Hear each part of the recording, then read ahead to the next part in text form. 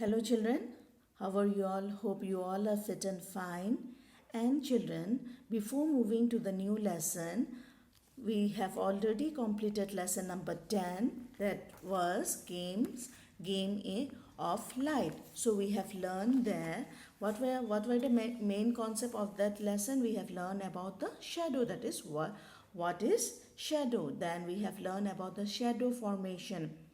Then we have learned changes of shadow formed by sunlight. Do you remember, children? We have learned during noon time our shadow becomes short. During morning and at night, evening, the shadow becomes long. Then even we have learned the main thing that light travels in the straight direction, and shadows are cool. Different shadows of the same object, if you bring the light to the source of light to near the object appears big. Then we have even learned, if you move away from the object, that is the source of light, then the object becomes small. So all the important things has been covered in our classes, that are the lesson number 10. Today we are going to start with lesson number 11, and the name of the lesson is air around us. So let us see. Subtopic, what are the subtopic from here of this from this lesson are air around us. So number 1, air around us, and number 2 is the moving air. Children, the H is missing, THE, the moving air. Then the different uses of air. These are the main concept we are going to learn in our new lesson. So let us start with our today's topic, and that today's topic is air around us. And what is the learning outcome, children? What you will be able to learn after my explanation or after your understandings? You will be able to explain the importance of air around us.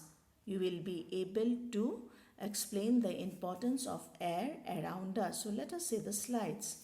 So here are two picture, children. You can see there are two picture, and in one first picture you have seen a boy flying a kite. So what helps the kite fly? Isn't it? What helps the kite fly? So your answer is, it's the air that helps the kite to fly in the sky. Then in another picture there is a boy doing yoga or exercise, as it is good for health. What he is doing? He is breathing in and out. What he is breathing in and out, children? The air. Okay, and the most important thing is that all living things need air. Without air, life will not exist. Okay, air is very important for us, and air is all around us. All living things need air. Air is all around us. It looks like a big blanket that surrounds us. Okay, it covers us, but we cannot see it. We can feel it. How, children? If you fan yourself, what do you feel? You can feel the air. If you move in a two-wheeler, you can feel the air, isn't it? So we can feel air, but we can't see air. So here is the main thing. Why do we say that to plant more and more trees? The reason is because we get oxygen from plant, which is very necessary for our survival. So all living things need air, it is said. So we breathe out carbon dioxide and plants give out oxygen. Okay, we breathe out carbon dioxide and plants give out oxygen. So children, this is that we have learned that air around us, we cannot see air, but we can feel air, and all living things need air. So here is an activity for you, children. You just try it in the live class. We will be doing it more clearly so that everyone can enjoy it, but you can try it yourself to make a simple firki. I will not disclose it, children. You just try it, you see, you search, and you can see it.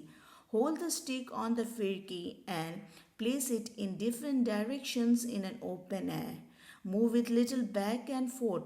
Observe what happens. Does the firki rotates? What makes a firki rotates? So it's your activity. Children, you find out the main what is firki and you just try this at home. And in the live class, I'll be asking each and every one to demonstrate how you have prepared the firki. Okay, children, I would like to wind up my class here. Thank you and have a nice day ahead.